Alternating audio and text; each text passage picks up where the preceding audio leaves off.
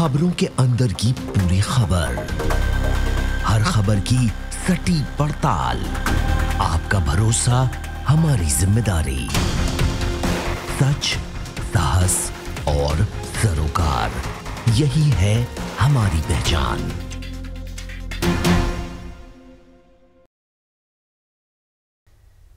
झारखंड में दूसरे चरण के चुनाव का राजनीतिक रोमांच उफान पर है। 7 दिसंबर को 20 सीटों पर होने वाले चुनाव को लेकर प्रत्याशी चुनाव मैदान में पसीना बहा रहे हैं।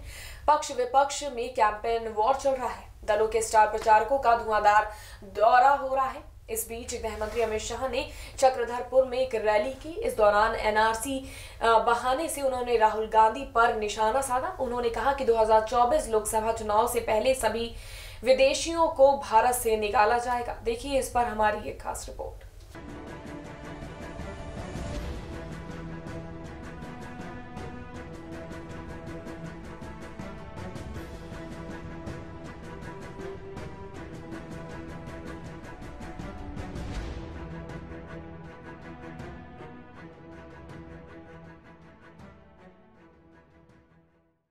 महाराष्ट्र और हरियाणा में विधानसभा चुनाव के बाद बदले राजनीतिक समीकरण को देखते हुए विदेशी दूतावासों की नजर झारखंड चुनाव पर टिक गई है। झारखंड प्राकृतिक संसाधन के मामले में काफी समृद्ध और यहां निवेश की अपार संभावनाएं हैं। लेकिन चुनाव के बाद अगर राजनीतिक माहौल बदलता है तो पूर्व में निवेश के कई प्रस्तावों पर ग्रहण भी लग सकता है। इसे देखते हुए जापान, चीन, सिंगापुर, इंडोनेशिया, अल्बानिया, अमेरिका आदि दूतावासों की नजर झारखंड पर टिक गई है।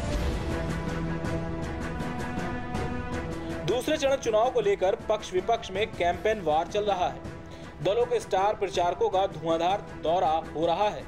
जमशेदपुर पूर्वी सीट पर इन दिनों राष्ट्रीय फलक पर चर्चा का विषय है। इस सीट पर मुख्यमंत्री रघुवर दास के खिलाफ उनके ही कैबिनेट के मंत्री रहे सरयू राय निर्दलीय चुनाव मैदान में है। इनके अलावा कांग्रेस से गौरव वल्लभ व झाविमो से अभय सिंह भी टक्कर देने को तैयार है। झारखंड के चक्रधरपुर व बहरागोड़ा में भाजपा के राष्ट्रीय अध्यक्ष अमित शाह ने चुनावी जनसभा को संबोधित किया। इस दौरान उन्होंने कहा, जब मैं 2024 में आपसे वोट मांगने आऊंगा तो उससे पहले पूरे देश में एनआरसी लागू करके घुसपैठियों को चुन चुन कर निकालने का काम भाजपा करेगी। उन्होंने आगे कहा, ये राहुल बाबा बोलते हैं ये एनआरसी क्यों ला रहे हो, घुसपैठियों को क्यों निकाल रहे हो, कहां जाएंगे, क्या खाएंगे, क्यों भाई ये आपके चचेरे भाई लगते हैं क्या। शाह ने कहा, हेमंत और विपक्ष का मकसद सिर्फ सत्ता पाना है, जबकि भाजपा झारखंड को विकास के रास्ते पर ले जाना चाहती है। शाह चक्रधरपुर में पार्टी के प्रदेश अध्यक्ष और भाजपा प्रत्याशी लक्ष्मण गिलुआ और बहरागोड़ा से भाजपा उम्मीदवार कुणाल शाळगी के समर्थन में चुनाव प्रचार के लिए पहुंचे थे।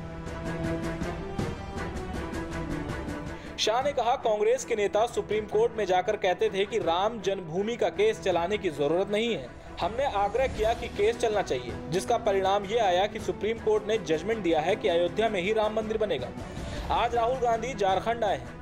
मैं उन्हें चैलेंज देने आया हूं कि राहुल बाबा आपके 55 साल का शासन और हमारे 5 साल का शासन का हिसाब लेकर मैदान में आ जाओ।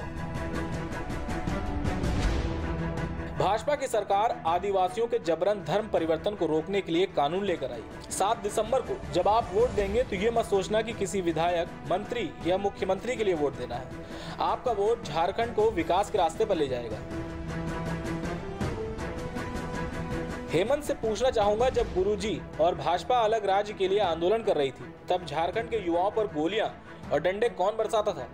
कांग्रेस पार्टी ये सब करती थी और आज सत्ता के लालच के कारण हेमंत सोरेन कांग्रेस की गोदी में बैठकर वोट मांगने निकले हैं।